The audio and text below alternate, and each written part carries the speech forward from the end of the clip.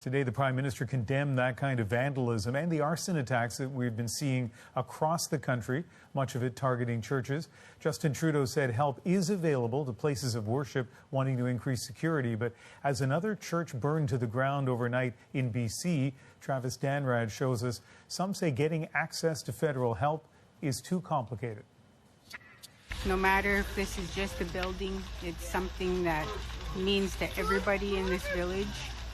Rosalind Daniels and her family could feel the heat on their skin as fire destroyed an Anglican church across the street from their home, a place their community has gathered for over 130 years.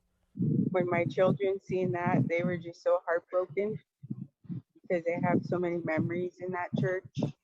The fire on Gitwangak First Nation, the latest in a spate of suspicious fires after multiple unmarked grave sites were discovered at former residential schools.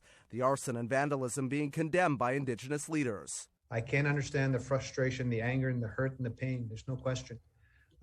But to burn things down is not our way. Today, the Prime Minister said such acts are unacceptable. Burning down churches is actually depriving people who are in need of grieving and healing and mourning from places where they can actually grieve and reflect and look for support. Justin Trudeau also urged churches to access federal funding to help places of worship enhance security.